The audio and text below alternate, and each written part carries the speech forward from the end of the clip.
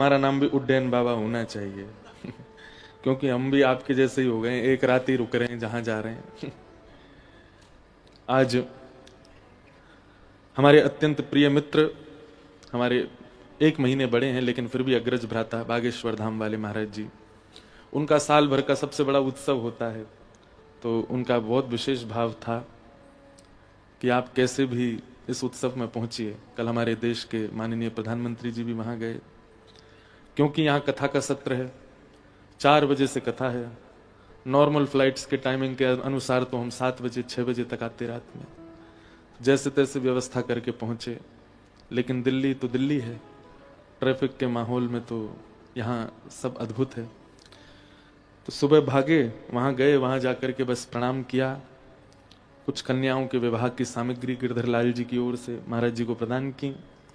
मंच पर भी नहीं गए, किसी से मिले भी नहीं, बस महाराज जी को प्रणाम किए। दोबारा मुंह दिखाई करने गए थे, कराने गए थे, तो बस करके लौटे हैं। और सोचे तो थे कि 2-2:30 बजे तक हवाई जहाज उतर जाएगा, पर वही उतरा 3 बजे। फिर वहां से दौड़े, कक्ष में जा भी नहीं पाए। हमने कहा यहीं हमारी बस एक बगलबंदी ले आओ, पीछे बदल के सीधे मंच पे आ जाएंगे। यहाँ कथा पूरी करके सीधे वृंदावन जाएंगे। रात में जागरण है हमारे घर पे, उसमें बैठेंगे। सुबह एकादशी आज है उद्यापन माता जी का, उसमें कल सम्मिलित होकर फिर दौड़ के आएंगे, फिर कथा सुनाएंगे। तो आपके साथ हम भी उड्डयन बाबा है। बस ये है कि आप बाबा हो, हम व्यास हैं। सब प्रेम से हमारे भारत के संत ऋषि जन महाराज जी को उड्डयन बाबा कहते हैं, क्योंकि आप एक ही रात रुकते हैं एक देश में, एक शहर में, एक देश में भी। अधिकतर आपके दर्शन पृथ्वी पर कम होते हैं, आकाश में ज्यादा होते हैं। महाराज जी का एक साधना की कोई स्थिति होगी, कौन जाने। तो ऐसे सब भाव हैं। आज विलंब तो हो गया, पर अब जो भी है, आप सब लोग जितनी देर हो भाव से बैठिए। कल बड़े प्रेम और भाव से हम आप सब लोगों ने महात्मा का श्रवण किया, भागवत जी का महत्व क्या है। और आज से प्रथम स्कंद प्रारंभ होगा। भागवत में 12 स्कंद हैं, और इन 12 स्कंधों को ठाकुर जी का ही श्री अंग माना जाता है। प्रथम द्वितीय स्कंद भगवान के दोनों चरण माने जाते हैं। तृतीय स्कंद भगवान का उरु माना जाता है, गोद। तृतीय और चतुर्थ स्कंद। पंचम स्कंद ठाकुर जी का उदर माना जाता है। षष्ठम और सप्तम स्कंद दोनों भुजा मानी जाती हैं। अष्टम नवम स्कंद ठाकुर जी का वक्ष माना जाता है। दसम स्कंद हृदय, एकादश स्कंद ललाट, और 12वां स्कंद उठी हुई भुजा। तो श्रीनाथ जी का जैसा रूप है वैसा ही भागवत जी है। श्रोता प्रथम द्वितीय स्कंद सुनकर के मानो चरणों को प्रणाम करता है। तृतीय चतुर्थ भगवान के भुजा हैं, तो चरणों में प्रणाम किए को भुजा से उठाते हैं। तृतीय चतुर्थ स्कंद में ठाकुर जी भुजा से उठाते हैं। पंचम और षष्ठम स्कंद भगवान के उरु, गोद। ठाकुर जी चरणों में जो आया है उसको उठा करके गोद में लेते हैं। पंचम और कौन कौन से हो गए? प्रथम द्वितीय तृतीय चतुर्थ पंचम और षष्ठ। पंचम स्कंद भगवान का उदर, षष्ठ और सप्तम स्कंद भगवान का वक्ष, नवम दसम स्कंद भगवान का हृदय, 11वां स्कंद भगवान का ललाट, और 12वां स्कंद उठी हुई भुजा। तो ऐसा है कि वैष्णव ने ठाकुर जी को प्रणाम किया, ठाकुर जी ने भुजा से उठा के गोद में बिठाया, गोद में उसको देखने लगे, देख करके हृदय से लगाया, हृदय से लगा करके फिर उसको उसके पथ पर आगे बढ़ाया। ये 12 स्कंद का एक रूप है। एक प्रकार से आप कोई ग्रंथ, किताब या पोथी नहीं पढ़ रहे हैं, आप साक्षात श्री कृष्ण के सर्वांगीण अंगों का दर्शन कर रहे हैं। भागवत जी का जो पहला श्लोक है, ये 18,000 श्लोकों में सबसे कठिन श्लोक है, सबसे पहला। अच्छा एक बात, जितने भी संस्कृतज्ञ होते हैं भाषा, संस्कृत भाषा के, सबसे कठिन संस्कृत यदि है तो वो भागवत जी। किसी की विद्वत्ता परखनी हो तो उसको भागवत जी सामने खोल दो, बोले पढ़ के बताओ, और उसमें भी पंचम स्कंद, नहीं पढ़ पाएगा। विद्वान की परीक्षा होती है भागवत से। हम लोग तो गुरुजनों की उच्छिष्ट आप सबको सुनाते हैं, संत जनों का आशीष जैसा मिलता है वैसा कहते हैं। तो भागवत जी का पहला श्लोक बहुत ध्यान से सुनिएगा। अब कल से ज्यादा सावधानी आज रखिए, आज से ज्यादा कल रखिएगा। हर दिन सावधानी बढ़ानी है, क्योंकि अब सिलेबस कठिन होता जाएगा। और 3 दिन सावधानी रखनी होती है, प्रथम, द्वितीय और तृतीय। चतुर्थ दिन से तो फिर मिठाई मिठाई मिलती है। जैसे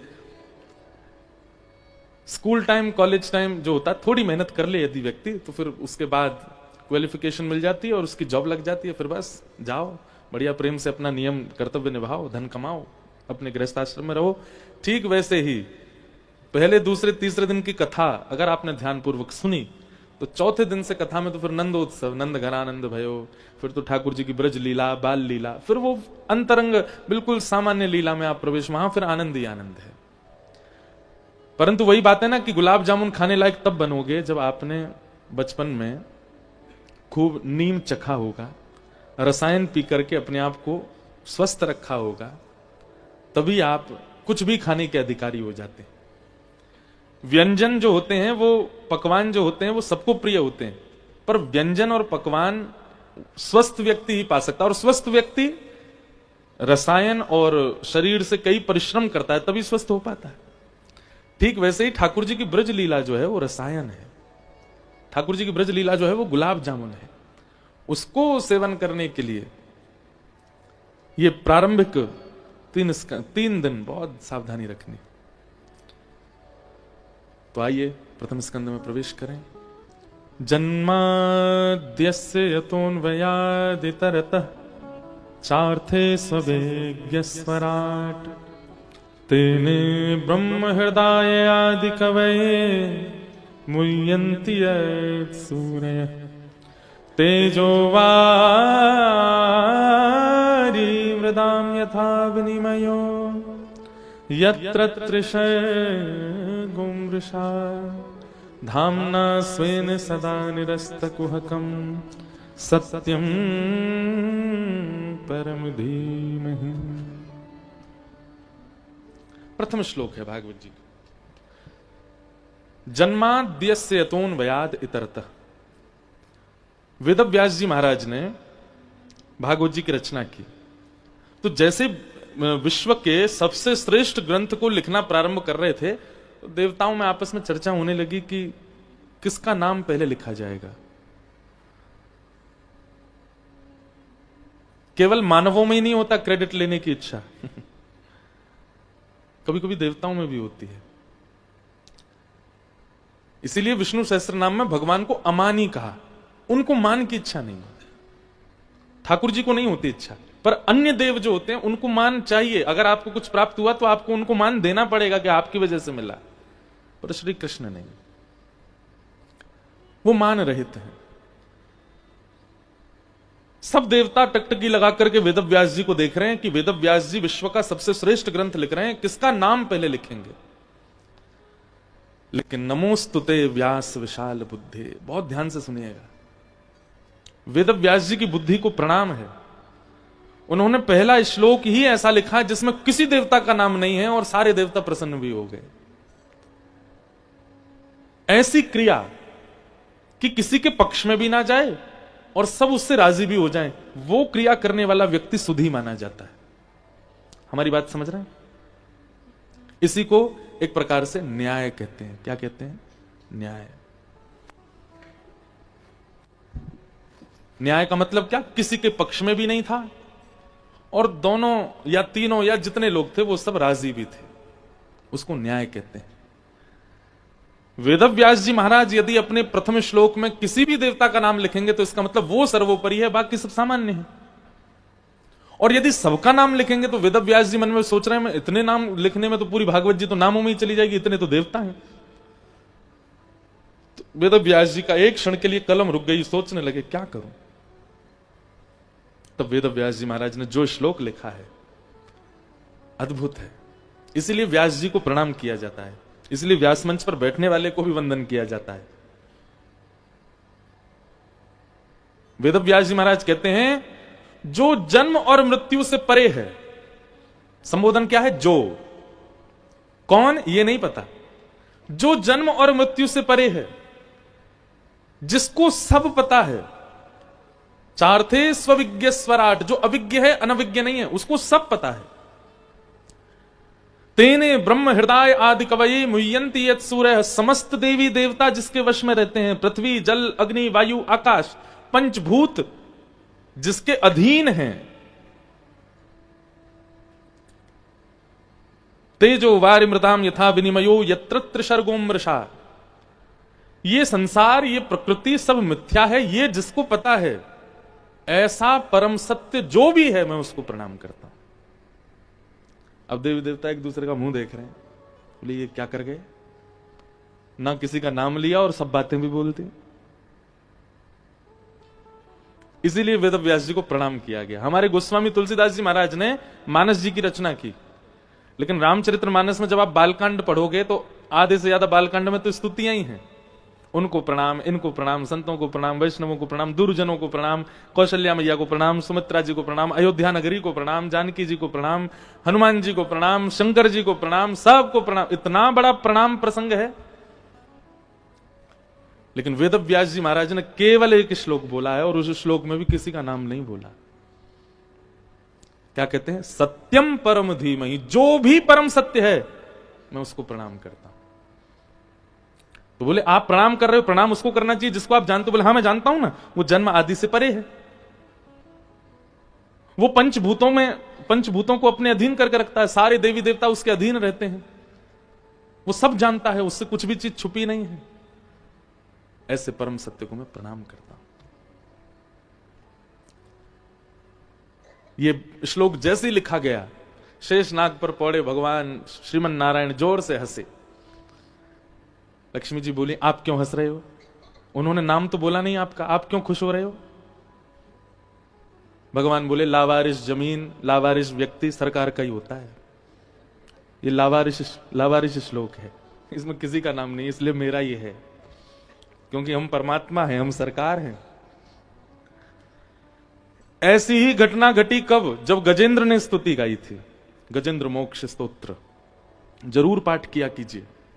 कल रात में थोड़ी देर चर्चा हो रही थी इंदु जी से, और साथ में आप भी आई थी, शिव महिम्न स्तोत्र की।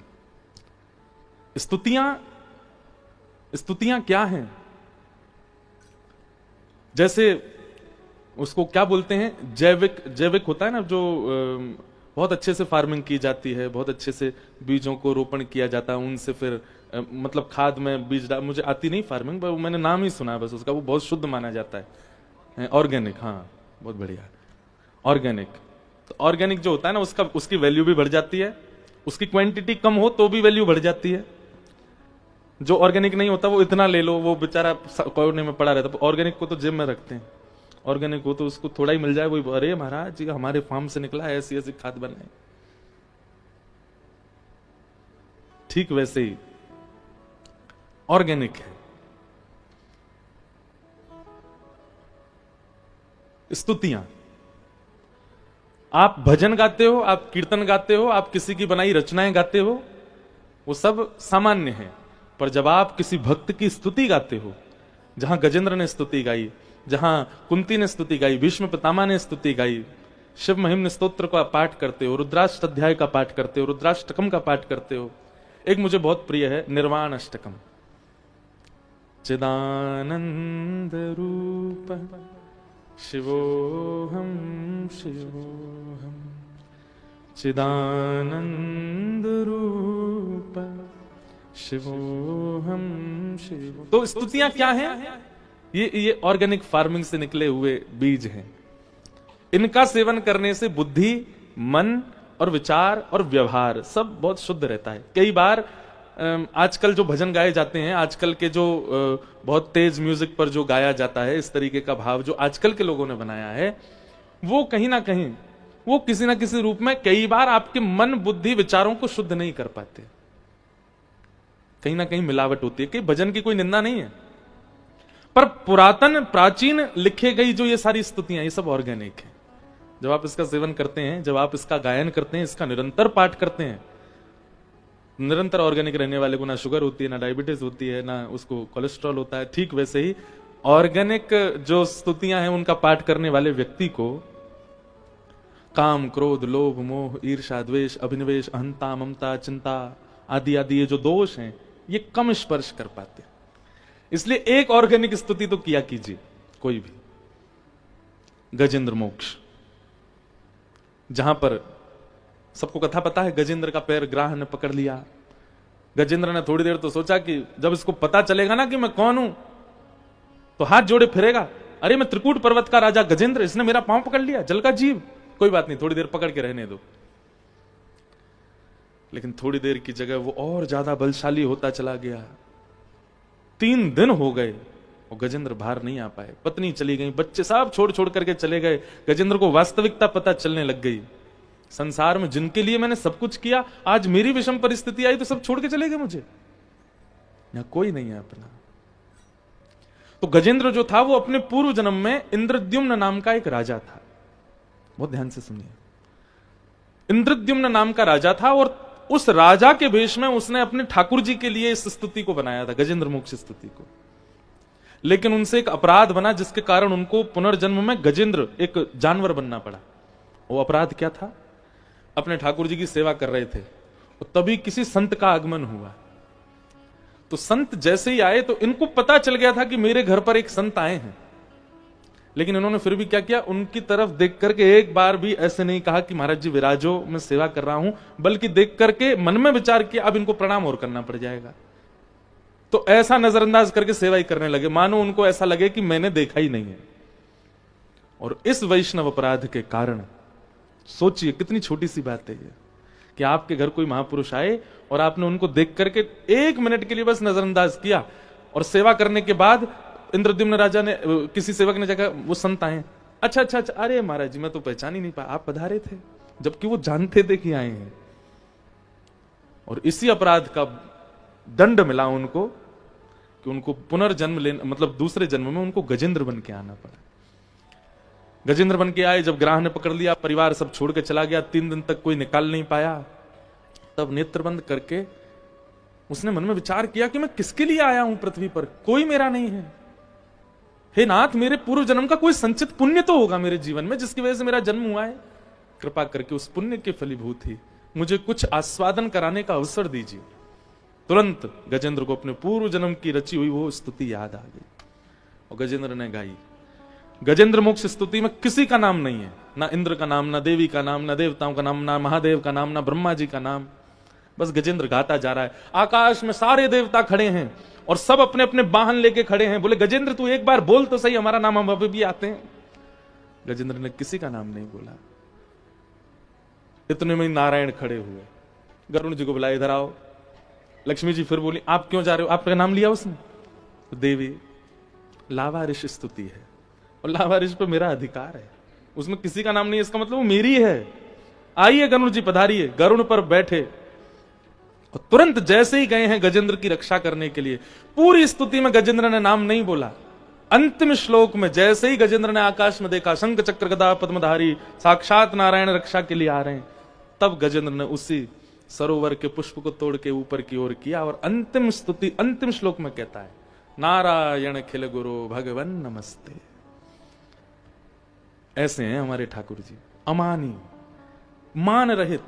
और एक बात हम आपको कह दें, जैसे लड़का लड़की ब्याह करते हैं तो गुण मिलाते हैं ना, आजकल दूसरा फॉर्मेट शुरू हो गया है कि पहले ही बातचीत करके एक दूसरे के वाइफ्स मिलाते हैं। कुंडली मिल गई, परिवार मिल गए, सब मिल गए, लेकिन भाई ब्याह क्यों नहीं हुआ? बोले वाइफ्स मैच नहीं हो रही है। आजकल बहुत विचित्रता चल रही है इसमें भी।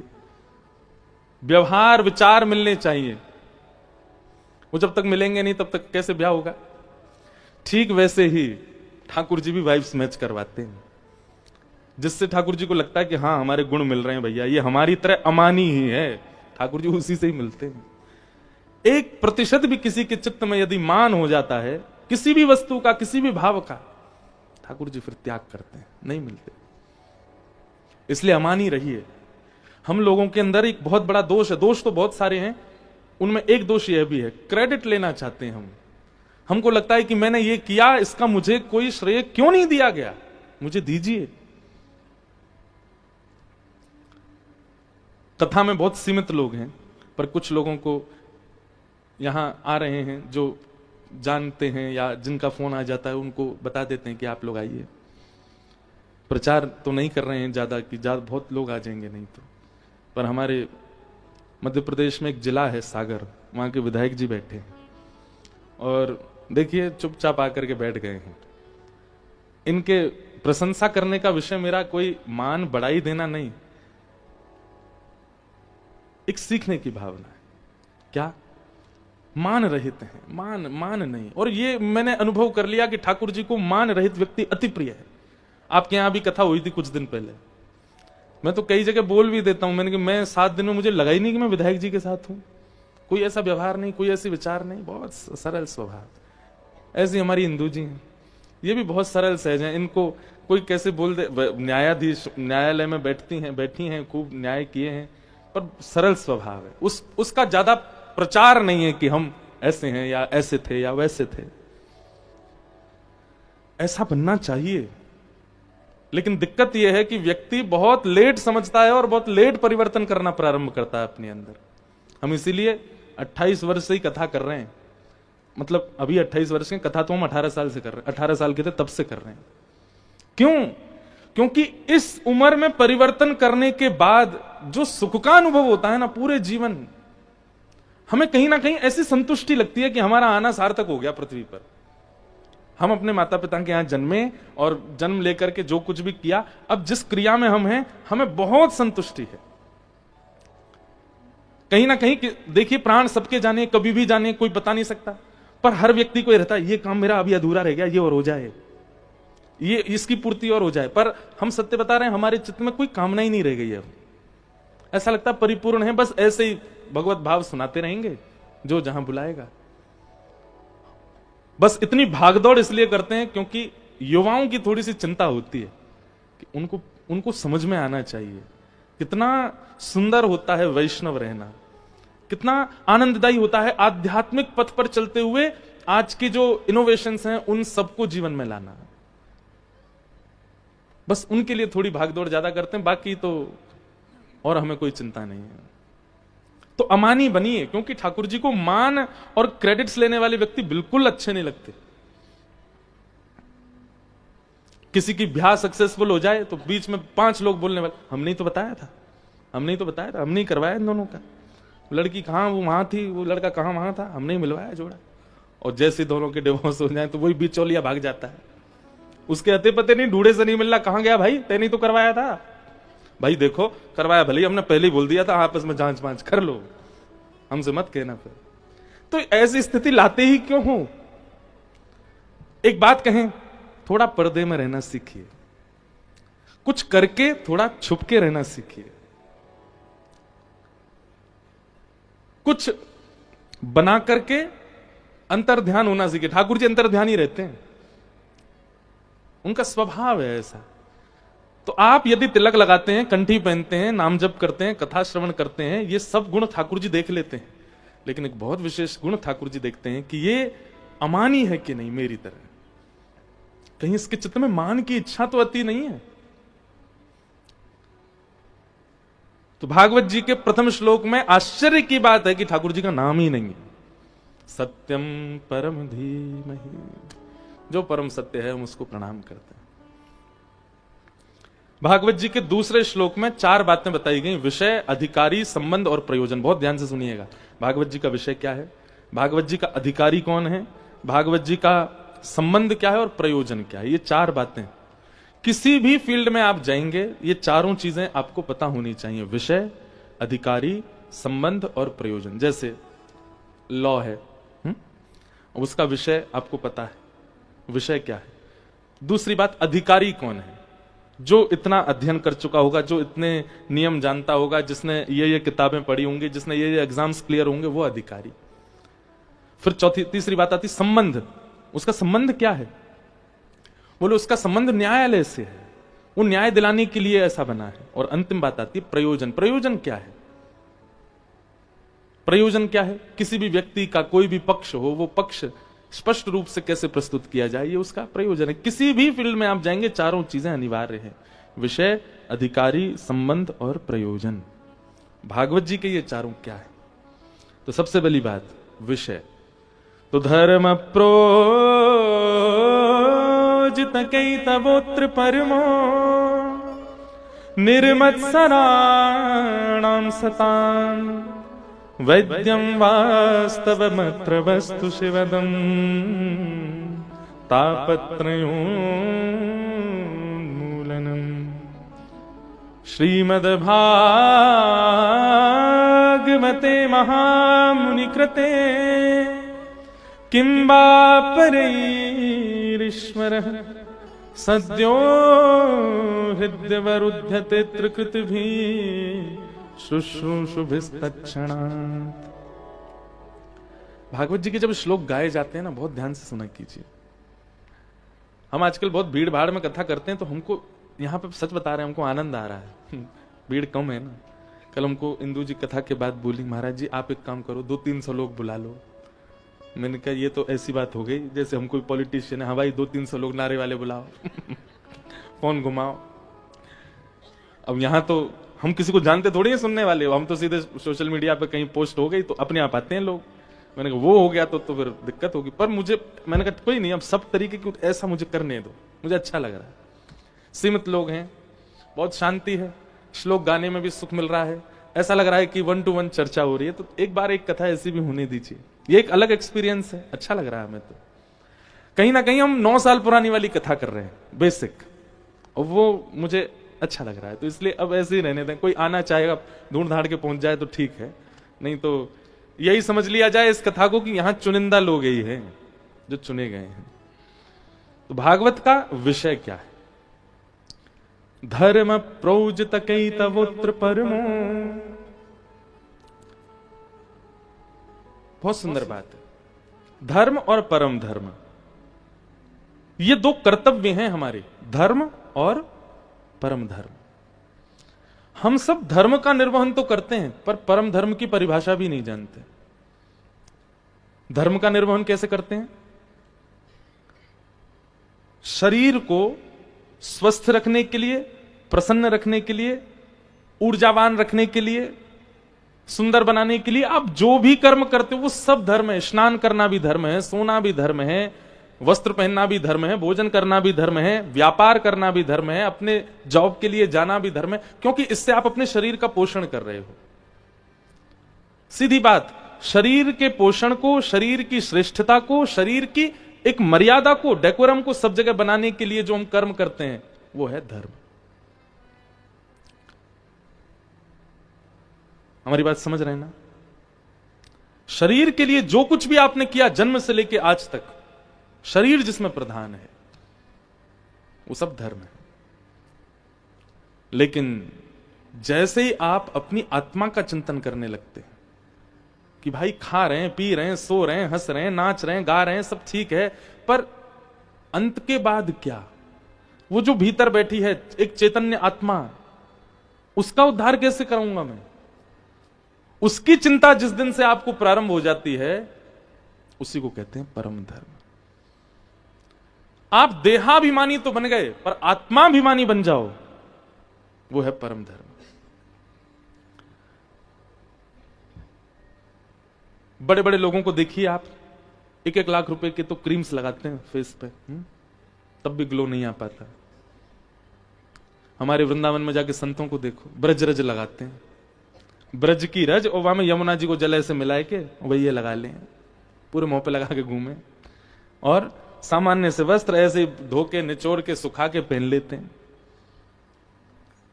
आप अगर बैठ गए ना उनके सामने तो आप अपनी पलकें नहीं झपका पाओगे। ऐसा ऐसा एक आकर्षण उनमें से प्रकट होता है, ऐसा लगता है कि बस मन शांत हो गया, देखते रहें बस इनको, ऐसे ही देखत रहूं मैं जन्म सफल कर मानूं। क्यों? क्योंकि कहीं ना कहीं वो व्यक्ति परम धर्म वाला है।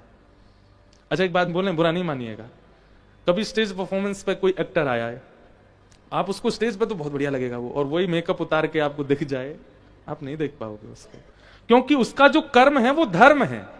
वो शरीर को प्रधान मान करके अपनी फिजिक्स बना लेगा, अपनी वो क्या बॉडी वॉडी बना लेगा, 6 पैक निकाल लेगा, ऐसा फेस बना लेगा, बाल वाल खड़े करके बढ़िया महाराज बालकों के बीच में अट्रैक्शन का केंद्र बन जाएगा।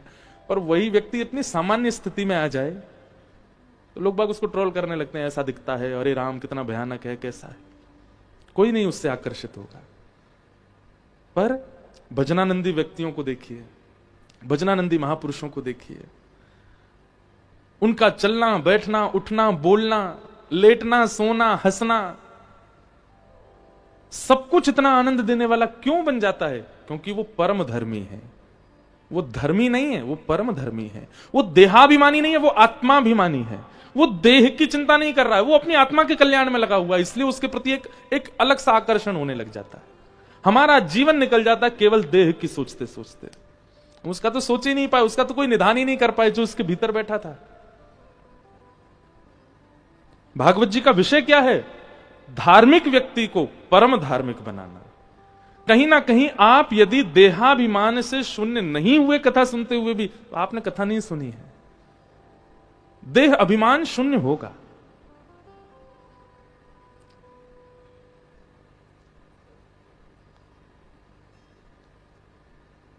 मीराबाई का एक पद मैं गाता हूं।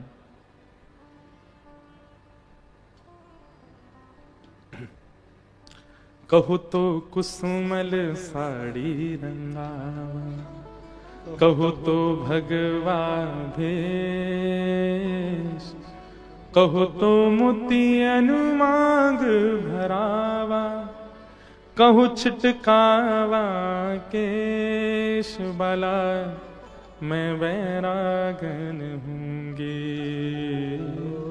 मैं बैरागन हो बाला,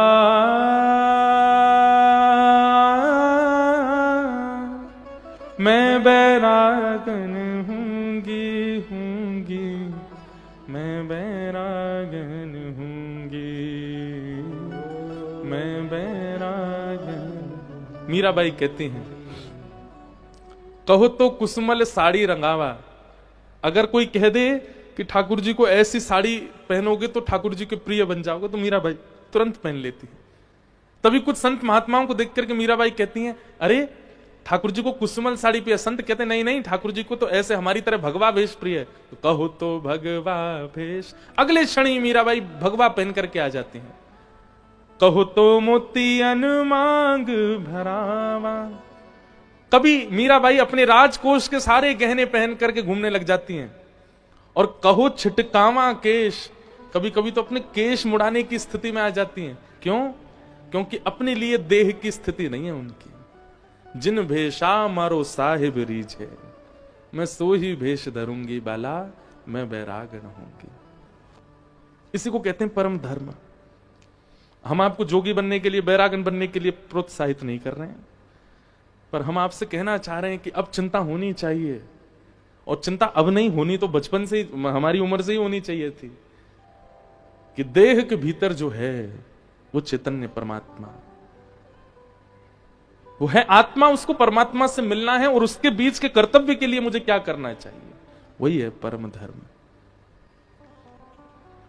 जब आप परम धर्म के मार्ग पर चलने लग जाते हैं ना, धर्म आपका अपने आप ऑटोमेटिक होने लग जाता है। पर आप केवल जब धर्म की चिंता करते हैं, परम धर्म नहीं बनता। आप आत्म कल्याण के मार्ग पर चलने लग जाते हैं तो देह का कल्याण ऑटोमेटिक होता है। पर जब देह के ही कल्याण प्रधान होता है तो आत्म कल्याण नहीं होता। थोड़ा विचार कीजिएगा इस विषय पर एकांत में जाके। भागवत जी का विषय क्या है? परम धर्मावली बनाना, परम धर्म की स्थिति आना चित्त में। विषय। दूसरी बात, भागवत जी का अधिकारी कौन है? किसको सुनने का अधिकार है? जिसको एड्रेस पता है? नहीं। एड्रेस पाकर के भी, यहां आकर के भी वो अधिकारी कब माना जाएगा? जब उसमें ये गुण हो। क्या? निर्मत्सराणाम सताम। मात्सर्य दोष नहीं। मात्सर्य दोष मतलब, हमारे पूज्य पिताजी महाराज कहते हैं, कलयुग में व्यक्ति अपने दुख से कम दुखी है, दूसरे के सुख से ज्यादा दुखी है। इसी को मात्सर्य दोष कहते हैं। ये सबसे बड़ा दोष है। और ये दोष जिसके चित्त में है, क्षमा कीजिएगा, वो 7 दिन कथा क्या सुने, वो साल भर पूरा जीवन कथा सुनता रहे, उसको कुछ पल्ले नहीं पड़ेगा। और वो सुन भी लेगा तो परिवर्तन नहीं कर पाएगा अपने चित्त में, क्योंकि एक दोष उसके चित्त में है, मात्सर्य का। एक गांव में एक नया कुआं बनाया लोगों ने, गांव के लोगों ने। तो पंच और कुछ बड़े लोगों ने कहा, भैया देखो ये नया कुआं हमारे गांव में बना है, कल से सब बहन बेटियां भाई लोग सब इसी के जल से स्नान करेंगे, पान करेंगे, इसका उद्घाटन करवाओ। तो बोले कैसे करवाएं? बोले पहले इसका जल पान और जल से स्नान कोई संत करे, तब हम लोग करेंगे। तो गांव के लोग गए, पास के गांव में एक संत थे, उनके पास गए, बोले महाराज जी आप चलो, हमारे यहाँ एक कुआं बना है, उसमें स्नान कर लीजिए, जलपान कर लीजिए। संत बोले ठीक है, लेकिन गांव का एक व्यक्ति बोला महाराज जी पर हमारे कुएं में जल जो है ना उसमें से दुर्गंध बहुत आ रही है। तो संत बोले काम करो, उसका 2-3 लोग मिलकर के खूब सारी बाल्टी पानी निकालो, नया नया पानी नीचे से आएगा तो दुर्गंध चली जाएगी। खूब पानी निकाला महाराज। अगले दिन सब लोग पहुंचे, बोले महाराज जी हमने कम से कम उसमें 100-150 बाल्टी पानी निकाल लिया, अब भी दुर्गंध आ रही है। संत ने कहा एक काम करो, तीर्थों का जल मंगाओ, तीर्थों का जल मंगा के उसमें पुष्प अक्षत आदि उसकी पूजा वूजा करके तीर्थों का जल डालो, और फिर उसके बाद फिर से उसका जल निकालो 200-300 बाल्टी, फिर शायद आ जाए। 2 दिन निकल गए महाराज। अब गांव के लोग आए, बोले महाराज जी सब कर लिया पर दुर्गंध नहीं जा रही। संत बोले ऐसा कैसा कुआं उसकी दुर्गंध नहीं जा रही, चलो हम चल के देखते हैं। तो संत गए, उन्होंने जाकर के जैसे कुआं में झांक के देखा तो एक जानवर मरा पड़ा था उसमें। संत ने बोला क्यों भाई तुमने इसको क्यों नहीं निकाला? बोले आपने केवल जल निकालने को कहा था इसलिए इसको नहीं निकाला। अरे भले आदमी तेरे पांव पूजू, इसको निकाल पहले यहां से। तुम इस ये पड़ा है तो तुम चाहे कितना भी पानी निकाल लो, कितना भी तीर्थों का जल डाल दो, दुर्गंध तो नहीं जाएगी ना। ठीक वैसे ही आप कह रहे हैं महाराज जी हमारे दोष नहीं जा रहे। हमने कहा भाई एक काम करो, प्रयागराज कुंभ में स्नान करके आओ, गंगा जलपान किया करो, यमुना जलपान किया करो, इस स्तुति का पाठ किया करो, सुबह उठ के तिलक लगाया करो, राधा राधा जपा करो, महामंत्र का जाप किया करो। सब करने के 2 महीने बाद फिर आए, बोले अभी भी महाराज जी नहीं हो रहा कुछ भी। तभी झांक करके देखा तो भीतर मात्सर्य रूपी जानवर मरा पड़ा है। अरे भाई जब तक इसको नहीं निकालोगे तुम चाहे जो कर लो वो दुर्गंध जाने वाली नहीं है। और क्षमा कीजिएगा आज की डेट में 95% लोग मात्सर्य दोष से ग्रसित हैं। वो अपने दुख से दुखी है ही नहीं। कई बार उनके सिर में दर्द हो रहा होता है, लेकिन बगल वाले की अगर कुछ बढ़िया हो गए होते, उसको थोड़ा मुनाफा हो जाए तो सिर की जगह पेट, छाती सब जगह दर्द होने लग जाता है। ऐसा क्यों हो गया? और कई बार ऐसा होता है कि किसी के सिर में दर्द हो रहा है और जिससे वो ईर्ष्या करता है उसके हाथ पांव में दर्द हो जाता है तो उसका सिर का दर्द ठीक हो जाए, बहुत बढ़िया, अच्छा है, दुखी लग रहा है। ये मात्सर्य दोष है। और जिसके अंदर ये मात्सर्य दोष है वो कथा का अधिकारी नहीं है। वो कथा में बैठ करके भी परिवर्तन नहीं कर पाएगा कुछ। केवल कथा की बात नहीं, आध्यात्म से जुड़ी किसी भी प्रक्रिया में वो सहभागिता आदि व्यक्त करेगा, उसको कोई लाभ नहीं मिलने वाला, क्योंकि उसके चित्त में मात्सर्य दोष है। इसलिए सबसे पहले हम आपसे एक निवेदन करें, मैं वैसे हर कथा में कहता हूं कि अपने दोषों की लिस्ट बनाया करो। आजकल सोशल मीडिया का टाइम है, सोशल मीडिया पर भी लोग बाग अपना जो नाम, पहले उनका फोटो होगा, फिर उनका नाम होगा, फिर नीचे उनकी सारी क्वालिफिकेशंस भी लिखे होते हैं, ये पढ़ाई है, ये हॉबी है, ये अच्छा है, सारी अच्छाइयां ही प्रदर्शित कर रखी हैं हमने सब जगह। किसी लड़का लड़की का भी बायोडाटा इधर उधर जाता है, उसमें भी सारे गुण ही गुण लिखे होते हैं। इतनी क्वालिफिकेशन है, इतना ये बनाना जानती हैं, ये खाना जानती हैं, ये करना जानती हैं। दोष हम कहीं नहीं प्रकट करते। नहीं करने इसका मतलब ये नहीं कि आप बायोडाटा में लिख के भेजो भाई कि हम ऐसा ऐसा करते हैं, पर सबसे छुपाना एक बात, खुद से भी छुपाते हैं हम खुद से भी छुपाते हैं। हमें पता है कि मेरे अंदर ये दोष है, फिर भी हम क्या करते हैं, नजरअंदाज करते हैं, ठीक है। इसीलिए वो दोष और ज्यादा पनपता रहता है। सारे दोषों को एक तरफ रहने दीजिए। आप सब जानते हैं कि आपके अंदर दोष कितने हैं, क्या क्या हैं, सबको रहने दीजिए, पर एक पर काम करना शुरू कीजिए, और वो है मात्सर्य दोष। अगर ये उचित हो गया तो बाकी के जो भी दोष हैं चित्त में वो सब परिवर्तित हो जाएंगे। निर्मत्सराणाम सताम, मात्सर्य दोष को निकालिए। हम कल जगन्नाथपुरी से आए, तो जगन्नाथपुरी में एक महापुरुष हुए, उनका नाम था जयदेव महाप्रभु, जिन्होंने गीत गोविंद महाकाव्य लिखा। गीत गोविंद महाकाव्य बहुत सुंदर है। गीत गोविंद मुझे तो बहुत प्रिय, मैं गाता भी हूं, कथा हूं। धीर समीरे यमुना तीरे, बसती बने वनमाली।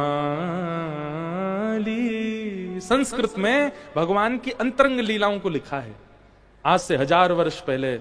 किसने? जयदेव महाप्रभु।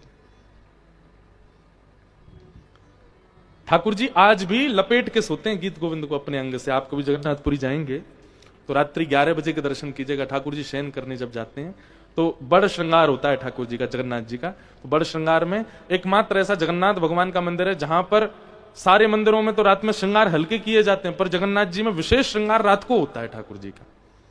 फूल मालाएं, पुष्प मालाएं जो भी सब उतार दी जाती हैं ठाकुर जी की रात में सुलाते समय। पर जगन्नाथपुरी में ये बड़े बड़े ठाकुर जी यहां पहनेंगे, इधर लड़ लगाएंगे आंखों के ऊपर फूलों की, अपने हाथों पे भी खूब सारे फूल पहनते हैं, गले में भी खूब फूल पहनते हैं। और उन फूलों के भीतर ठाकुर जी के चारों तरफ लिपटा होता है गीत गोविंद। दर्शन कराएं आपको, हमारी भागवत जी भी गीत गोविंद में ही लिपटी रहती है। ये हम आज पहली बार ही करा रहे होंगे ऑन कैमरा। देखो ये जो इस पे लिखे हुए शब्द हैं उड़िया भाषा में, ये गीत गोविंद है। और ये श्री जगन्नाथ जी रोज पहनते हैं, वही वस्त्र है। वहां के पुजारी जी ने हमको दिया ठाकुर जी का, रात में इसको पहन के सोते हैं ठाकुर जी। तो हम तब से अपनी भागवत जी को इसी में ही रखते हैं कि हमारी भागवत जी जगन्नाथ जी हैं, वो इसी को लपेट के सोती हैं रात में। तो गीत गोविंद इतना प्रिय है ठाकुर जी को।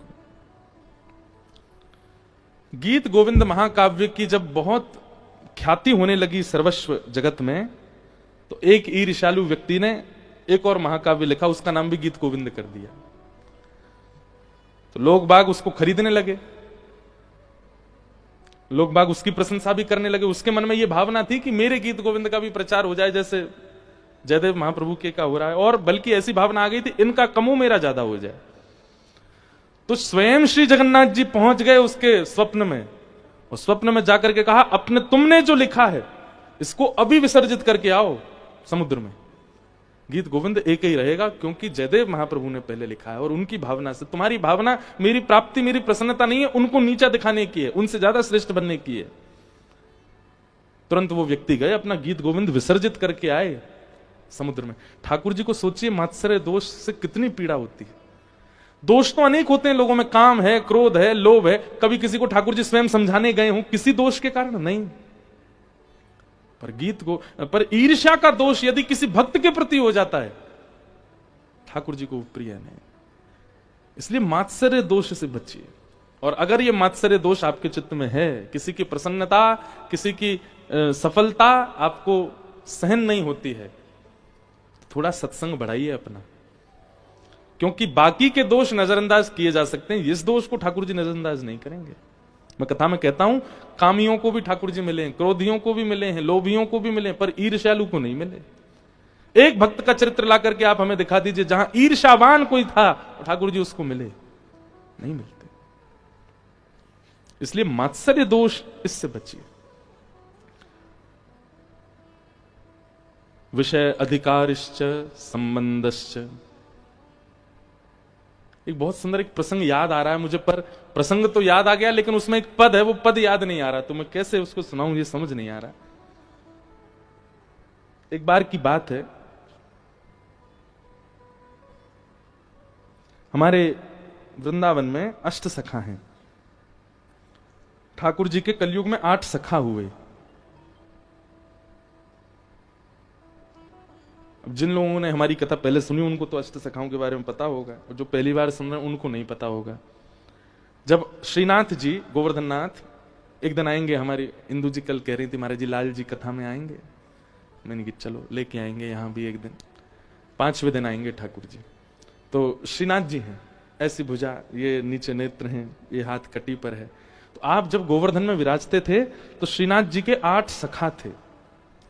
इसी कलिकाल में 500 वर्ष पहले ठाकुर जी बाकी लोगों को तो मंदिर में स्थिर दिखाई देते थे, पर इन 8 सखाओं को ठाकुर जी चलते फिरते कूदते आनंद करते सब लीलाएं करते हुए दिखाई देते थे। उनमें से एक हैं जो सब प्रसिद्ध हैं, बहुत लोग जानते हैं, श्री सूरदास। तो सूरदास, कुम्भनदास, परमानंद दास, नंददास, गोविंद स्वामी, छीत स्वामी, चतुर्भुज दास, और कौन रह गए? एक और रह गए कोई, नंददास। नहीं, नंददास भी हो गए, अब यही हैं 8 सखा। तो एक बार की बात है कि सूरदास जी से नंददास जी को थोड़ी सी प्रतिस्पर्धा हो गई। सूरदास जी के प्रति उनका भाव आया कि भाई नंददास जी के प्रति सूरदास जी के मन में। और ये प्रतिस्पर्धा नहीं हुई थी, केवल ठाकुर जी की लीला को प्रकट करने के लिए एक छोटी सी लीला हुई कि सूरदास जी बोले, हे नंददास, तुम जितने भी पद गाते हो ना, ये सब हमारी छाप के ही हैं। मतलब हम पहले लिख चुके हैं ऐसे पद, उन्हीं को सुन के तुम दो चार शब्द इधर उधर करके अपने बना देते हो। तो नंददास जी बोले, प्रभु आप हमसे बहुत सीनियर हैं, हमसे बड़े हैं, आप ऐसा तो भाव मत कहिए, हमको जो लीला दिखती है हम वैसे पद गाते हैं। तो सूरदास जी ने उनको चैलेंज किया कि तुम कोई ऐसा पद लिख करके दिखाओ जिस पद पर हम कुछ ना टीका टिप्पणी कर सकें, तो हम मानेंगे कि तुम हमसे भी श्रेष्ठ कवि हो। तो नंददास जी बोले, देखिए हमें आपसे श्रेष्ठ कवि बनने की कोई इच्छा नहीं है, हम आपसे श्रेष्ठ बनना नहीं चाहते हैं, पर हां ठाकुर जी की भक्ति की बात है तो हम इस कंपटीशन में भाग तो लेंगे। हमें जीतना नहीं है आपसे, लेकिन हां लिखूंगा कुछ, क्योंकि आपके मन में जो ये भाव है कि हम कहीं आपकी नकल करते हैं, आपकी छाप लेके गा देते हैं, उस पर थोड़ा सा भाव तो लिखूंगा। तो अब ये कह तो आए, और जैसे लौट करके अपने घर आए तो बड़े परेशान हो गए। ठाकुर जी से कहने लगे, ठाकुर जी मैं कह तो आया हूं, लेकिन सूरदास जी से अच्छा तो कोई लिख ही नहीं सकता। और भाई सूरदास जी ने 1.25 लाख पद लिखे। कितने पद? 1.25 लाख। कोई कहीं से भी कुछ भी गावे, वो कहीं ना कहीं सूरदास जी से मिल ही जाएगा, इतने पद लिख रखे उन्होंने। मतलब ठाकुर जी के रस पक्ष का, वीर पक्ष का, कृपा पक्ष का, सब पक्षों को लिखा है, कोई पक्ष छोड़ा ही नहीं किसी के लिए। अब कोई कुछ भी लिखे, उसमें छाप कहीं ना कहीं सूरदास जी के पद की कहीं ना कहीं से तो आ ही जाती है। नंददास जी बोले, ठाकुर जी मैं कह तो आया हूं उनसे, लेकिन मैं कुछ भी लिखूंगा वो कहीं ना कहीं सूरदास जी के किसी पद से तो मेल खा ही जाएगा, अब मैं क्या करूं। तो व्याकुल होकर के नंददास जी रोते रहे रात भर, अब क्या होगा, कल तो मेरी बड़ी बदनामी हो जाएगी, और ये वो सब सोचने लगे। बोले मुझे जीतना नहीं है, लेकिन कुछ ऐसा तो होता। तो रात्रि में जब रोते रोते आप सो गए तो ठाकुर जी आए आपके कक्ष में, और आपकी कलम और किताब जहां रखी रहती थी ठाकुर जी ने उठाई, दिया जलायो, बढ़िया प्रकाश कियो, ठाकुर जी लेकर के ठाकुर जी स्वयं लिख रहे एक पद। वो इतना सुंदर पद है, वो पद मुझे मिल नहीं रहा है, मिलेगा मैं कल आपको सुनाऊंगा जरूर। ठाकुर जी ने अपने हाथ से पद लिखा, और वो ऐसी लीला लिख करके गए जो सूरदास जी के भी चित्त में कभी नहीं आई थी। ठाकुर जी की गौचारण लीला है, और गौचारण लीला में एक ऐसा भाव था जो सूरदास जी ने भी नहीं सोचा। अब ठाकुर जी रात भर बैठे लिख करके, और उस पद को नंददास जी की छाप, अंत में नंददास जी का नाम लिख दिया, और लिख करके ठाकुर जी प्रेम से उसको पधरा के चले गए। और सुबह नंददास जी उठे, बोले मैं क्या भाग जाता हूं व्रत छोड़ के, क्योंकि रहूंगा तो वो आ जाएंगे मुझसे पूछने, हाँ भाई क्या लिखा तुमने। तो सब सामान समेटने लगे, वो किताब जिसमें पद लिखते थे वो उठाई, तो कलम बीच में रखी थी, जैसे ही खोल करके देखा तो एक नवीन रचना। और लेखनी, हर व्यक्ति अपनी लेखनी जानता है, लेखनी इतनी सुंदर कि एक एक अक्षर पर ही नेत्र टिक रहे हैं। जैसे ही उस पद को उन्होंने पढ़ा, एक अद्भुत भाव। ठाकुर जी गैया चराने जाते हैं, और जब ठाकुर जी गैया चराने, भाव सुन लीजिए, पद मुझे याद नहीं, भाव सुनो। ठाकुर जी गैया चराने जाते हैं, तो जब गैया चराने जाते हैं तो ठाकुर जी, गैया तो वन में विचरण कर रही है, कोई घास खा रही है, कोई जल पी रही है, कोई कहीं चल रही है, ठाकुर जी इतनी देर क्या करते हैं। तो ठाकुर जी कभी तो वंशी बजाने लगते हैं, कभी कुछ यशोदा मैया ने दिया तो पा लेते हैं, और फिर थोड़ी देर बाद ठाकुर जी पेड़ के नीचे लेटे रहते हैं, कभी लता पत्रों को उछालते रहते हैं। कोई फोन तो था नहीं, ठाकुर जी कोई गेम खेल रहे हैं, क्या करें। तो ठाकुर जी कौतुक करते हैं। कैसा कौतुक? थोड़ी घास निकाल करके अपने कानों के ऊपर डाल लेते हैं, अपने सुंदर सिर पर जो पाग है उसमें अलग अलग पत्ते पिरो लेते हैं, अपने हाथों में बेल होती है ना, जो बेल जो ऐसे चढ़ जाती है वृक्षों पर, उन बेलों को तोड़ करके अपने हाथों पर बांध लेते हैं, उन्हीं को अपनी कमर पर बांध लेते हैं। सुंदर सिर से लेकर के पैर तक सारे आभूषण उतार करके, घास पत्ते बेल, इन्हीं से ठाकुर जी अपना वनमाली श्रृंगार करते हैं। और श्रृंगार को करने के बाद ठाकुर जी, एक श्रृंगी है ठाकुर जी की, जिसका नाद सुनते ही गैयाएं पूंछ उठा करके दौड़ती हैं ठाकुर जी के पास कि चलो गैया, नंद भवन वापस जावे को समय है गयो। तो आज ठाकुर जी ने दोपहर में ही वो श्रृंगी बजा दी, तो गैया सब पूंछ उठा करके दौड़ी, बोले कि अभी तो समय भयो नहीं, ये लाला श्रृंगी क्यों बजा रहे हैं। और जैसे ही गोपियों ने आकर, जैसे ही गैयाओं ने आकर के ठाकुर जी को देखा, ठाकुर जी के यहाँ पत्ता पिरोए भये हैं, कानन के ऊपर घास लगी है, यहाँ पे बेल लगी है, कमर पे बांध रखी है, इतना सुंदर वनमाली भेष ठाकुर जी ने बना रखो है। तो गैयाएं इतनी प्रसन्न हो जाती हैं, बोले अच्छा तो लाला यूं कह रहे हैं बगीचा में मत चरो, मैंने सब अपने ऊपर डाल लियो, मुंह में ती चल लो। और सब गोपी दौड़कर, सब गैया दौड़ करके आई, कोई ठाकुर जी के कान के ऊपर चाट रही है। अब जैसी गैया चाटती है ठाकुर जी को गुलगुली होती है, फिर ठाकुर जी इधर भागते हैं, फिर कोई गैया आगे से घेर लेती है, ठाकुर जी के इधर चाटती है। तो इस प्रकार ठाकुर जी अपना वन में गौ चराते हुए मन लगा रहे हैं। इस पद को ठाकुर जी ने लिखा। नंददास जी पहले तो बहुत रोए, उस भाव, वो बोली किसी के चित्त में आने वाला भाव ही नहीं है, कौन सोच सकता है ऐसा। सूरदास जी आ गए और सूरदास जी जैसे ही आकर के बैठे, नंददास जी ने वो पद सुनाया। सूरदास जी कहते हैं मैं अपनी कलम तोड़ दूंगा और अपने 1.25 लाख पदों को यमुना जी में प्रवाहित कर दूंगा। ये पद तुमने नहीं लिखा है, ये तुम्हारे चिंतन है ही नहीं। तो बोले आप बताओ किसने लिखा है? बोले ये किसी व्यक्ति की रचना नहीं है, ये स्वयं श्याम सुंदर ने लिखा है, स्वयं ठाकुर जी लिख करके गए। सूरदास जी ने नंददास जी को हृदय से लगा लिया। बोले आप मुझे हृदय से क्यों लगा रहे हैं? मैंने तो लिखा नहीं। बोले तुमने नहीं लिखा, लेकिन तुम्हारी लाज बचाने के लिए ठाकुर जी लिख करके गए हैं। तो इसका मतलब है ठाकुर जी मुझे प्रमाण देना चाहते हैं कि भाई तुम नंददास से प्रतिस्पर्धा मत करो। ठाकुर जी को क्या गरज पड़ी, क्यों लिखने आएंगे ठाकुर जी स्वयं? अद्भुत। तो मात्सर्य दोष, इससे बचने का प्रयास कीजिए, ठाकुर जी को यह प्रिय नहीं है।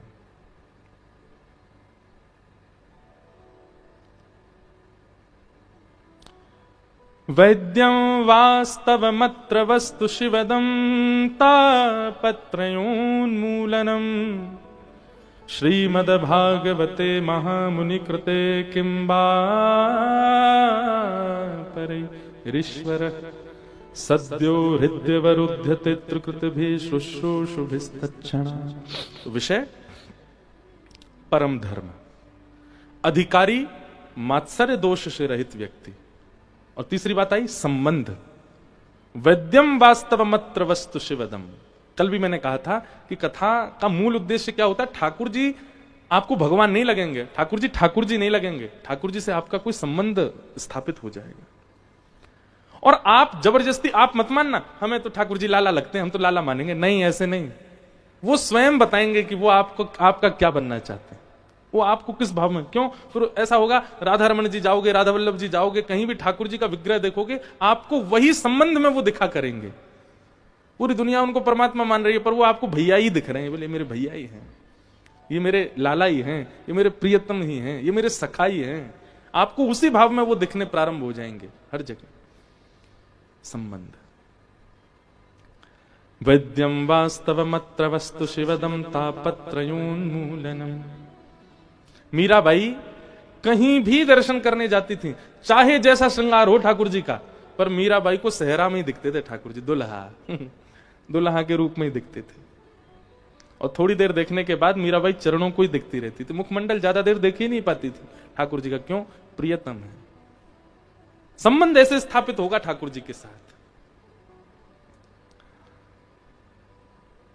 वैद्यम वास्तवमत्र वस्तु शिवदम तापत्रयोन्मूलनम। भागवत जी का प्रयोजन क्या है? तापत्रयोन्मूलनम। उन्मूलन किसको कहते हैं? नष्ट को, खींचने को। 3 प्रकार के ताप हैं, आदि दैविक, आदि भौतिक, आध्यात्मिक। इन्हीं 3 तापों का बहुत विस्तार है। तीनों प्रकारों के तापों को जो हमारे चित्त से उन्मूलन कर देते हैं, नष्ट कर देते हैं। श्रीमद्भागवते महामुनिकृते किं वा परैरीश्वरः सद्यो हृदयवरुध्यते त्रिकृतिभिः शुश्रूषुभिस्तच्छणा। तो विषय, अधिकारी, संबंध और प्रयोजन, ये 4 बातें स्पष्ट हो भागवत जी का 2वां श्लोक। अब आता 3 श्लोक। निगम कल्पतरोर्गलितं फलम् सुखमुखादमृतद्रव संयुतम् पिबत भागवतं रसमालयम् मुहुर्हो रसिका भुवि भावुका। पहला श्लोक देवताओं के लिए था, दूसरा श्लोक श्रोताओं के लिए था, और तीसरा श्लोक वक्ता के लिए। आप लोगों ने दूसरे श्लोक में अपनी भावनाएं, अब ये तीसरा हमारे लिए है। तीसरे में क्या कह रहे हैं? बोले निगम कल्प तरोर गलितम फलम। बोले तुम्हारे सामने क्या रखा है? बोले निगम कहते हैं वेद को, वेद रूपी कल्प वृक्ष का पका हुआ फल तुम्हारे सामने है। हे व्यास जी, हमको भागवत जी कह रहे हैं कि वेद रूपी कल्प वृक्ष का पका हुआ फल, मतलब ऋग्वेद, यजुर्वेद, सामवेद, अथर्ववेद, इन चारों का रस एक फल में है और वो है श्रीमद् भागवत। यदि आप भागवत जी का श्रवण करते हैं तो ऋग, यजुर, साम, अथर्व चारों वेदों का रस आपको आ गया। तो हे व्यास जी, तुम्हारे सामने ऋग, यजुर, साम, अथर्व चारों वेद रूपी वृक्ष का फल रखा है। तो बोले इनको क्या करो? बोले सुख मुखाद अमृत द्रव्य संयुतम। भागवत जी के बगल में आप देखेंगे कौन बैठे हैं? सुखदेव जी, एक तोता के रूप में बैठे हैं, दिखाई दे रहे हैं इधर वालों को? सुखदेव जी ये भागवत के मूल वक्ता हैं। अब मूल वक्ता तोता है तो फिर हम क्या को बैठे हैं?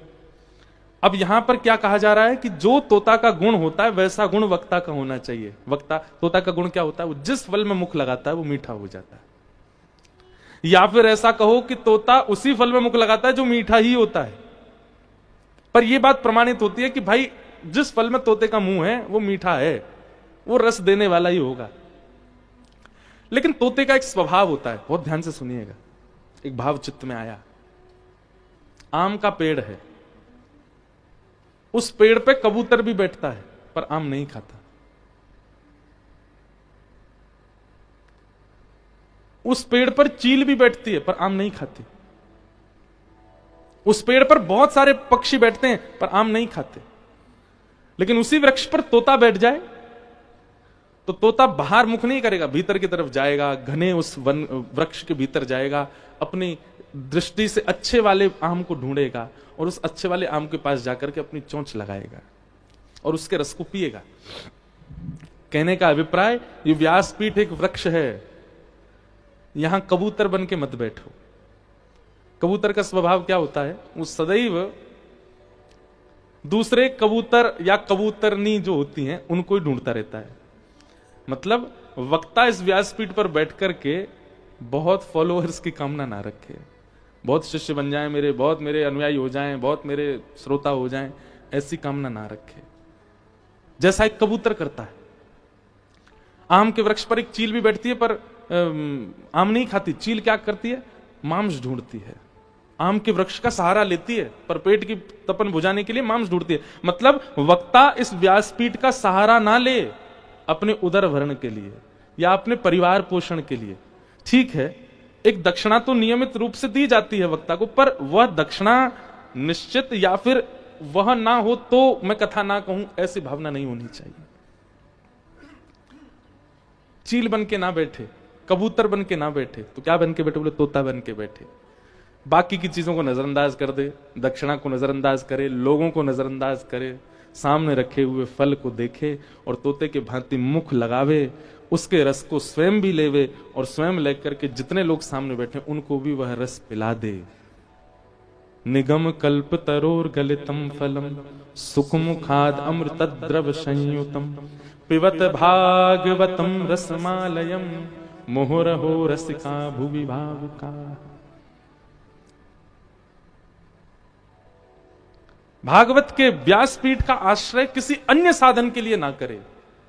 एक जिम्मेवारी रखे वक्ता कि सामने अगर 5 लोग भी बैठे हैं तो इन 5 की जिम्मेवारी मेरी है कि इनको भगवत स्वरूप का दर्शन होना चाहिए, इनके दोष नष्ट होने चाहिए। इस जिम्मेवारी से कथा कहे और वो तभी संभव होगा जब वो सुख बन के बैठेगा। यदि भागवत जी के फल में स्वयं रस नहीं लिया होगा, उसके जीव को या उसके मन को या उसके भाव को स्वयं रस नहीं मिला होगा, वो दूसरों को नहीं दे पाएगा। वो स्वयं रस युक्त हो पहले, और रस युक्त होने के लिए ही व्यास मंच पर बैठे।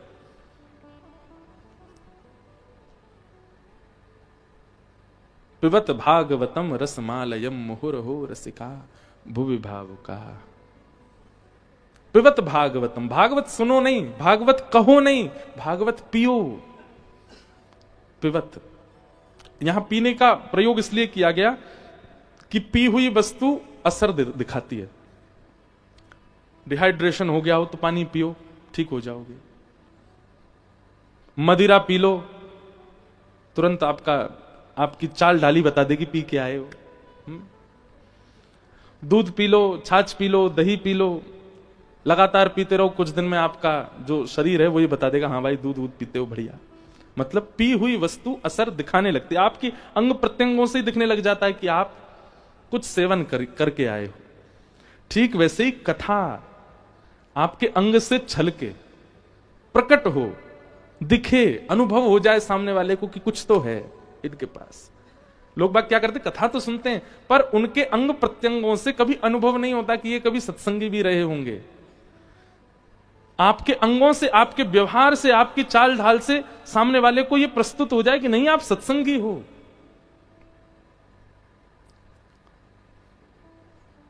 फ्लाइट्स में वेज नॉन वेज दोनों सेक्शन होते हैं। सबसे पूछा जाता है सर वेज और नॉन वेज, पर हम अपनी अपनी बता रहे हैं। हमको आज तक एयर होस्टेस ने पूछा ही नहीं नॉन वेज, वो वेज ही बोलती है। क्यों? वो रूप से हुलिया से ही समझ जाती है। हाँ, विदेशी हवाई जहाजों में तो बात अलग है, वहां तो पूछे ही लेते। वहां तो एक बार एक एयर होस्टेस ने मुझे टिश्यू पे, सर ब्लड आ रहा है आपके। मैंने ब्लड नहीं है, वो तिलक है। तो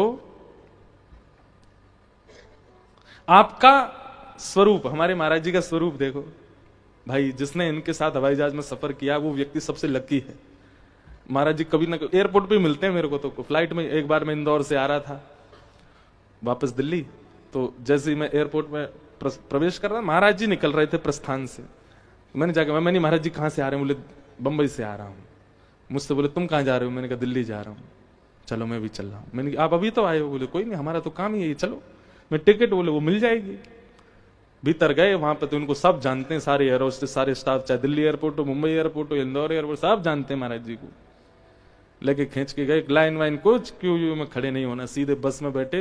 हवाई जहाज अभी तैयार ही नहीं हुआ पब्लिक के लिए, सीधे जाके बैठ गए भीतर। मैंने कहा वाह भाई, आनंद तो ये है। दुनिया के लोग कहां कहां संपर्क बनाते हैं।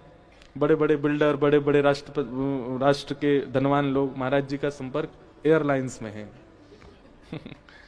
और आश्चर्य की बात यह है, no WhatsApp, no Instagram, no Facebook, Android phone ही नहीं। महाराज जी का फोन कभी देख लोगे तो वो भी एक चमत्कारी है, रबड़ बैंड से बंधा हुआ है 1100, उसमें वो है, वो बैटरी निकल जाती है पीछे वाली।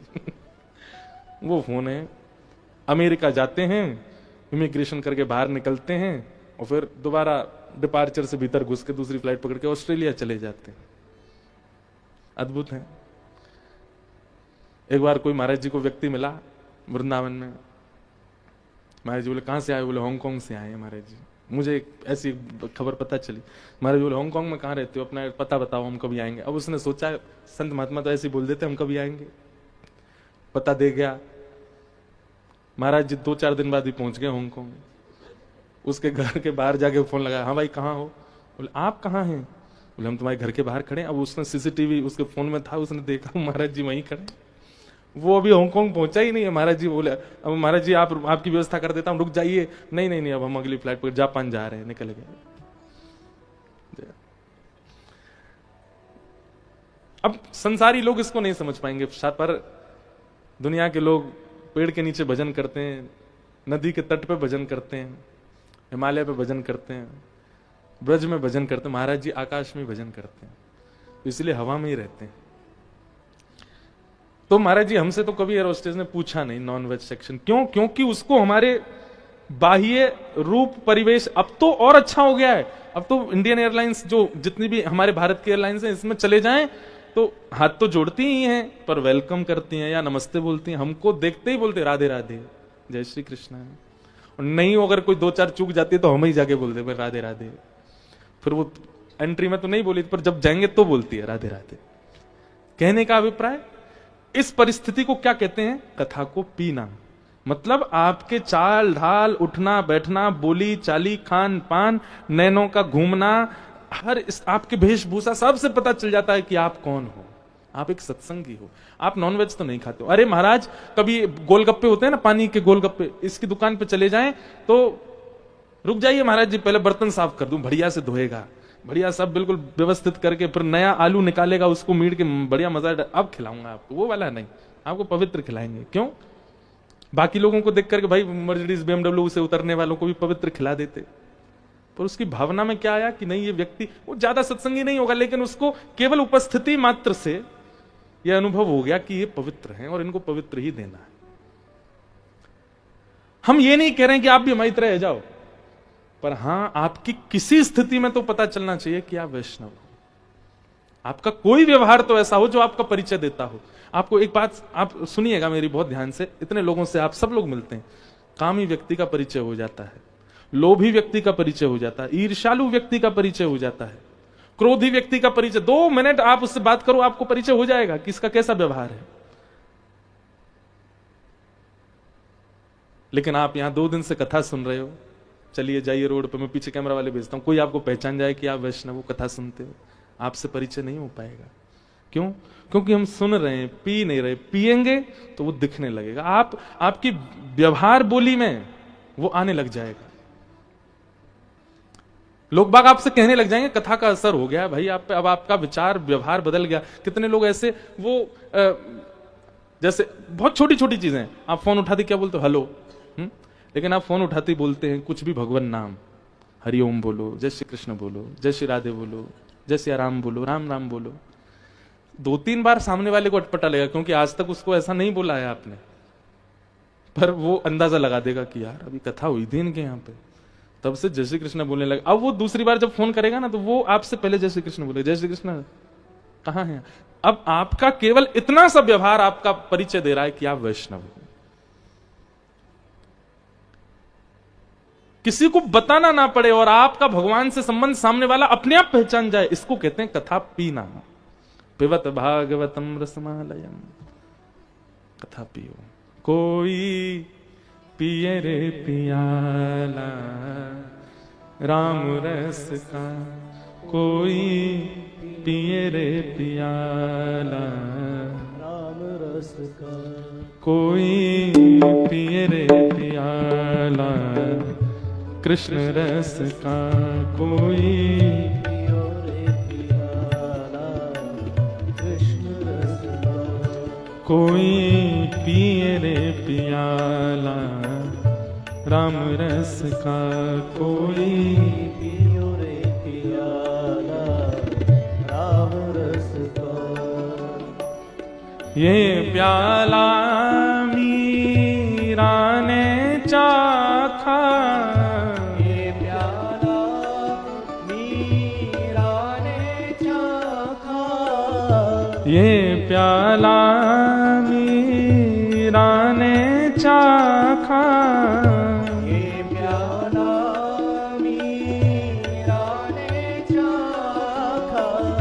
सफल बनाई काया, सफल बनाई काया। हे कोई पिए रे पियाला राम रस का, कोई पिए रे पियाला राम रस का, कोई पिए रे पियाला कृष्ण रस का, कोई पिए रे पियाला कृष्ण रस का।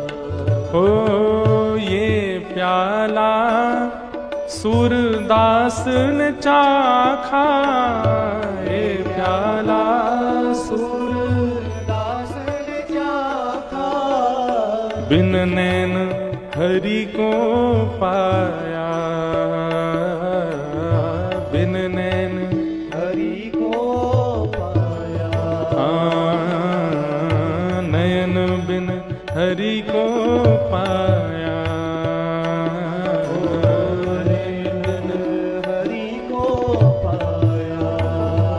कोई पिए रे पियाला कृष्ण रस का, कोई पिए रे पियाला कृष्ण रस का, हाँ कोई पिए रे पियाला राम रस का, कोई पिए रे पियाला। करताल बजा के गाओ, जय हो।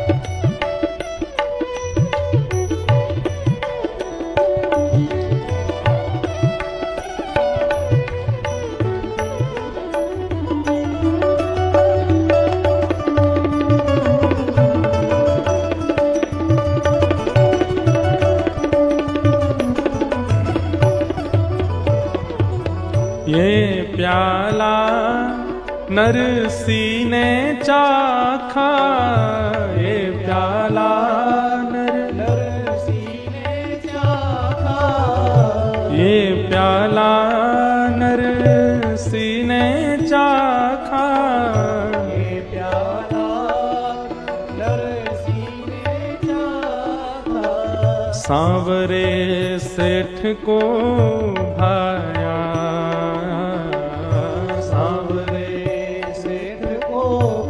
हमारे गुजरात में नरसिंह मेहता नाम के भक्त हुए भगवान के, जिन्होंने सांवरिया सेठ को पाया। कुछ संत द्वारिका जा रहे थे तो संतों ने कुछ धन जमा करवा दिए और नरसिंह मेहता से कहता कि आप हमारी हुंडी लिख दीजिए। मतलब भाई रास्ता में कहीं हमारे पैसा वैसा चोरी कर लें, कोई डाकू डकैत कोई हमसे लूट लें, तो प्राचीन काल में ऐसा होता था कि जैसे दिल्ली से कोई वृंदावन जा रहा हो, दिल्ली में हम आपके घर आए, आपके यहाँ पैसा रख दिए और आप अपने किसी परिचय का हमको पता दे दो और आप लिख के हस्ताक्षर कर दो, हम उसके यहाँ जाकर के वो दिखा देंगे, वो उतना धन हमको दे देगा। नरसिंह मेहता के गांव से कुछ संत निकल रहे थे, पूरे भैया कोई हुंडी लिखवा दो। तो किसी ने कहा बोले इस गांव में तो एक ही धनवान है। बोले कौन? नरसिंह मेहता। जबकि नरसिंह मेहता ऐसे नहीं थे, नरसिंह मेहता तो बड़े दीन थे। किसी ने मजाक में या फिर कहें कि प्रतिस्पर्धा में नरसिंह मेहता का नाम बोल दिया। संत महात्मा पहुंच गए नरसिंह मेहता के पास, बोले हमारी हुंडी लिख दो। नरसिंह मेहता बोले महाराज मैं कहां से हुंडी लिखूं? बोले नहीं आप लिख सकते हो, किसी ने आपका परिचय दिया, आप ही लिखोगे। बोले कहां जा रहे हैं आप लोग? बोले हम द्वारिका जा रहे हैं। वहां आपका कोई परिचित है तो आप हमसे ये धन ले लीजिए, हुंडी लिख दीजिए, वहां जाकर के हम उतना धन ले लेंगे। द्वारिका का नाम सुना, अगर किसी और नगर का नाम लेते तो नरसिंह मेहता मना कर देते, पर द्वारिका का नाम सुनते बोले हाँ, संसार में मेरा कोई परिचित नहीं है, एक ही परिचित और वो द्वारिका में ही रहता है, एक ही परिचित है। कौन? सांवरिया सेठ। मैं मना कैसे कर दूं कि मेरा कोई परिचित नहीं है वहां? संतों ने पूछा आपका कोई परिचित है द्वारिका में? मना कैसे करेंगे नहीं है? बोले हाँ है। तो लिख दीजिए हमारी हुंडी। बोले लेकिन मैं कैसे बताऊं कि मैं अगर लिख दूंगा तो वहां कैसे मिलेगी आपको? अब ये यहां कहीं ना कहीं भगवान के प्रति जड़ भाव आ जाता ना। भगवान तो चैतन्य है ना नरसिंह मेहता के, चलते भी हैं, फिरते भी हैं, बोलते भी हैं, बैठते भी हैं। अब नरसिंह मेहता ये कैसे कह दे कि भाई मैं हुंडी लिख तो दूंगा पर ठाकुर जी तो मंदिर में रहते हैं, वो कैसे बाहर आएंगे? नरसिंह मेहता की भक्ति से तो ठाकुर जी आते हैं बाहर। अंत तो गत्वा नरसिंह मेहता ने धन ले लिया, हुंडी लिख दी। गुजरात में लोग गाते हैं, हमारी हुंडी स्वीकारो महाराज रे, सामड़ा गिरधारी। लिख दिया नरसिंह मेहता ने और संत महात्मा नाचते गाते हुए खेलते हुए पहुंच गए द्वारिका। अब नरसिंह मेहता चिंता कर रहे हैं कि वहां कौन मिलेगा उनको। हे द्वारिकाधीश, मैंने जितने विश्वास से हुंडी लिखी है उतने विश्वास से लाज बचा ले। संत महात्मा जैसी द्वारिका पहुंचे, द्वारिका जाकर के बोले भैया यहाँ कोई सांवरिया सेठ है? द्वारिका में सब बोले कोई सांवरिया सेठ नहीं है यहाँ पे। कौन? कहां आ गए आप लोग? यहाँ कोई सांवरिया सेठ नहीं, कोई सेठ ऐसा नहीं जो हुंडियां देता हो। संत रोने लगे गोमती जी के तरफ पे, अरे हम ठग लिए, हम हमारा पैसा ले लिया। इतने में ही महाराज जूती पहन करके, सिर पर सेठों जैसी टोपी लगा करके, बढ़िया सुंदर गले में हार पहन करके, सोने का बैंत लेकर के और ठाकुर जी अदब से चलते भय आए। अरे कोई जूनागढ़ से आए हैं क्या? हमारे सेठ नरसिंह मेहता ने उनको भेजा होगा। संत महात्मा बोले अरे हम आप ही सांवरिया सेठ? बोले हाँ हम ही। अरे भैया आप सबके मैं चरणों में प्रणाम करूं, आप सबको वंदन। और इतने सुंदर, इतने अद्भुत वेशधारी। बोले आप हमको प्रणाम क्यों कर रहे? बोले क्योंकि मेरे सेठ जिनको मैं बहुत मानता हूं, ऐसे नरसिंह मेहता के आप सब लोग दर्शन करके आए, इसलिए मैं आपको प्रणाम कर रहा हूं। बोले भैया ये हुंडी लिखिए। बोले ये सब छोड़िए, आप तो लीजिए महाराज, भर भर भंडार दे दिया संतों को, खूब बढ़िया सुंदर पंगत कराओ, भंडारे करो, खूब जो करना। बोले इतना धन नहीं दिया। बोले कोई बात नहीं, आप हमारे सेठ के यहाँ से आए हैं, ये हम अपनी तरफ से दे रहे हैं। खूब सारा धन दान दे दिया संतों को। महात्माओं ने महाराज झरा भंडारा किया द्वारिका में। बोले भैया एक बार जाते जाते नरसिंह मेहता को प्रणाम तो करेंगे, क्या बढ़िया उनके सेवक हैं ये सांवरिया सेठ। लौट करके सब संत गए और नरसिंह मेहता के पास जाकर के लिपट गए नरसिंह मेहता जी से। नरसिंह मेहता बोले भगवान आपको मिला कोई, कुछ हुआ? बोले कुछ मिला? अरे इतना मिला कि पूरी द्वारिका नगरी को जरा भंडारा कर दिया, तब भी कम पड़ गया हमारा। तुम्हारे भैया वो सेवक बहुत बढ़िया। बोले मेरे सेवक कौन? बोले सांवरिया सेठ जिनका तुमने बताया था। नरसिंह मेहता समझ गए, बोले ठाकुर जी आए। बोले वो हमारे चरणों में गिर गए कि तुम हमारे सेठ नरसिंह मेहता के यहां से आए हो। नरसिंह मेहता को सुन के बहुत पीड़ा हुई। नरसिंह मेहता बोले रूप बता दीजिए कैसा था। बोले ऐसी टोपी पहन रखी थी, बढ़िया हाथ में सोने का बैग था, आहा ऐसे जड़ाउदार जूतियां थी, ऐसे वस्त्र थे, आदि आदि। सुन सुन के नरसिंह मेहता रोते जा रहे। सब संत बोले क्या हुआ? बोले अब मैं कैसे बताऊं आपको कौन आया था? साक्षात द्वारिकाधीश आए थे हुंडी भरने के लिए।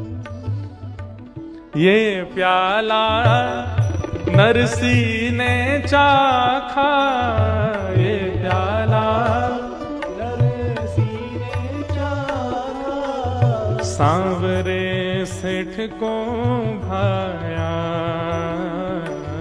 सांवरे सेठ को भाया।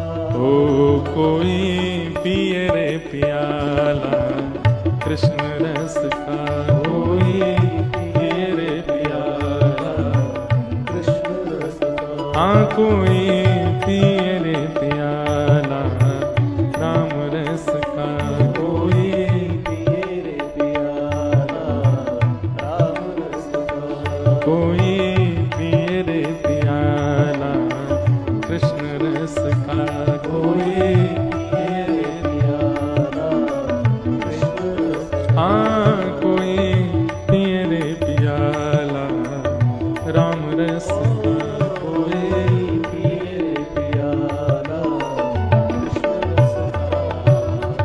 पिबत भागवतम रसमालयम मुहुरहो रसिका भुवि भावुका।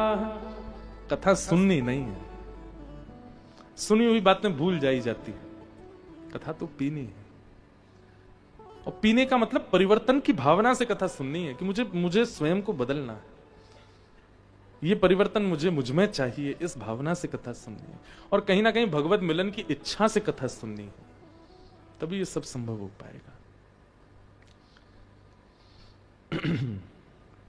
पिबत भागवतम रसमालयम मुहुर्हो रसिका भुवि भावुका। इस प्रकार ये 3 श्लोकों में भागवत जी का मंगलाचरण प्रथम स्कंद में हुआ। अब आगे नैमिषारण्य क्षेत्र में सौनकादि ऋषि बैठे हैं। उन सब सौनकादि ऋषियों ने 6 प्रश्न किए हैं सूत जी महाराज से। किम श्रेय शास्त्र सारः क स्वावतार प्रयोजनम, किम कर्म के अवतारश्च धर्मः कम शरणम गतः। किम श्रेय, पहली बात, भगवान के अवतार का श्रेय किसको जाता है? भक्तों के लिए ठाकुर जी आते हैं कि राक्षसों को मारने आते हैं? दूसरा प्रश्न, शास्त्रों का सार क्या है? हिंदू वैदिक सनातन धर्म में इतने सारे शास्त्र हैं, इन सबका निचोड़ क्या है? तीसरा प्रश्न, स्व अवतार प्रयोजनम, भगवान के अवतार का प्रयोजन क्या है? ठाकुर जी धर्म रक्षा के लिए आते हैं, धर्म स्थापना के लिए आते हैं, या फिर भक्तों को दर्शन देने के लिए आते हैं? और दूसरी बात, ठाकुर जी का प्रयोजन इसलिए हम जानना चाहते हैं कि वो कभी तो मानव बन के आ जाते हैं, और फिर जब मानव बन के सब कर ही सकते हैं तो फिर ये कूर्म बन के, सूकर बन के, बराह बन के, नृसिंह बन करके क्यों आते हैं? ठाकुर जी जब एक मानव रूप में सब लीलाएं करने के संपन्न होते हैं तो फिर ठाकुर जी जानवरों के रूप में क्यों आए हैं? कई बार मत्स्य, कूर्म, बराह, ये सब रूप ठाकुर जी के क्यों हैं? फिर किम कर्म, ठाकुर जी के कर्म क्या है? उनको तो कर्म का बंधन होता नहीं, हम लोगों को होता है, इसलिए हमको करना पड़ता है। आज सुबह अगर आपने भोजन नहीं किया तो यह आप अपने किसी कर्म के बंधन का फल भोगे हैं। अगर आप गिर गए हैं, कहीं लग गई है चोट, परिवार में पीड़ा आई है, तो ये कोई कर्म बंधन है। ठाकुर जी का तो कोई कर्म बंधन नहीं होता, तो फिर वो कर्म क्यों करते हैं पृथ्वी पे आके? अगला प्रश्न, के अवतारश्च, भगवान के अवतार कितने हैं? कोई कहता 10, कोई कहता 11, कोई कहता 24, कोई कहता अनंत हैं। कितने एग्जैक्ट कितने अवतार हैं? और अंतिम प्रश्न, धर्मः कम शरणम गतः, ठाकुर जी तो आए, लीला पूरी करके चले गए, लेकिन ठाकुर जी के जाते धर्म कहां गया? धर्मः कम शरणम गतः, धर्म किसकी शरण में गया? ये 6 प्रश्न किए गए और इन्हीं 6 प्रश्नों में अब 6 दिन की कथा है। सूत जी महाराज व्यास मंच पर बैठे हैं। सौनकादि 88,000 सौनकादि ऋषियों ने उनसे ये प्रश्न किए। भागवत जी की जो कथा है वो 3 धाराओं में चलती है। सूत सौनकादि ऋषियों का संवाद, सुखदेव और परीक्षित का संवाद, विदुर और मैत्री मुनि का संवाद। इन 3 धाराओं का संगम त्रिवेणी ही भागवत है। कई लोग तो भगवत गीता और भागवत जी को एक ही मान लेते हैं। उनको लगता है कि एक जगह तो मेरी कथा हुई तो यजमान बोले अंतिम दिन में महाराज जी कुछ आपको धन्यवाद ज्ञापन माइक पे करूंगा। मैंने करो। माइक लेते ही बोले 7 दिन तक महाराज जी ने हमको भगवत गीता का बहुत सुंदर पाठ पढ़ाया। मैंने 7 दिन में यही सुना, तुमको यही नहीं पता चला कि ये भगवत गीता नहीं है भैया, ये भागवत जी है। मैंने कहा बस अब इससे आगे एक शब्द मत बोलना, मैं समझ गया हूं तुमने क्या सुना। तो कई बार ऐसे लोग मिलते हैं, लेकिन हाँ